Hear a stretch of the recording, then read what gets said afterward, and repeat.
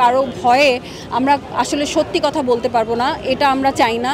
অবশ্যই আমাদের অনেকগুলো দাবি আছে, আর এই মুহূর্তে সবচেয়ে বড় দাবি হচ্ছে যে এই মুহূর্তে যে সহিংসতাগুলো হচ্ছে গত 5 তারিখের পর থেকে যা যা ঘটে যাচ্ছে সেগুলোকে প্রতিহত করতে হবে। আমি চাই না যে আমার আরেকটা ভাই কিংবা বোন কিংবা বাবা কিংবা মা রাতের বেলা জেগে জেগে ডাকাত পাহারা দিক, এটা আমি চাই না। বাংলাদেশটা কেমন বাংলাদেশ দেখতে চান? অবশ্যই এমন একটা বাংলাদেশ দেখতে চাই যেখানে আসলে প্রতিটি মানুষ হ্যাপি থাকবে, তা প্রতিটি মানুষ সিস্টেমকে ভালোবাসবে। আসলে আমরা আমাদের সিস্টেমকে ভালোবাসতে পারি না, কারণ আমাদের সিস্টেমের মধ্যেই গোলমাল আছে। সেই গোলমালগুলোকে শুধরাতে হবে।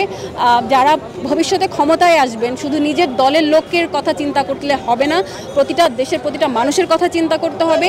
নিজের দলের মানুষকেই আপনি টাকা পয়সা দিয়ে, ব্যবসা বাণিজ্য দিয়ে একদম লাটে উঠিয়ে রাখবেন, আর অন্য দল কিংবা অন্য যারা এদের মতবাদ আছে তাদেরকে আপনারা পিছিয়ে রাখবেন, দমিয়ে রাখবেন, এটা চলবে না। যারাই আসবেন ক্ষমতায় মাথায় রাখতে হবে যে আসলে আমাদের পূর্ববর্তী সরকারের যে পরিণতি হয়েছে সেটা আপনাদের সাথেও হতে পারে। তো সবাইকে সাবধান থেকে এবং ন্যায়ের পথে থেকে সুন্দর, সুষ্ঠু, খুব সুন্দর একটা বাংলাদেশ করতে হবে।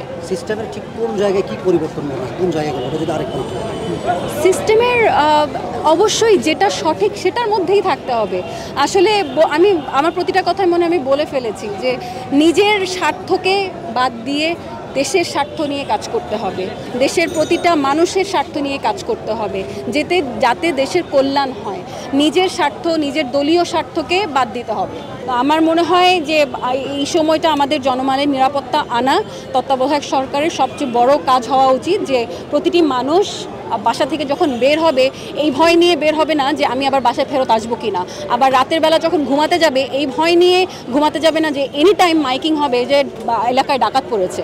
এগুলো এই তত্ত্বাবধায়ক সরকারকেই এখন বের করতে হবে যে কারা এসব করছে, কেন করছে, যারা করছে তাদেরকে দমাতে হবে।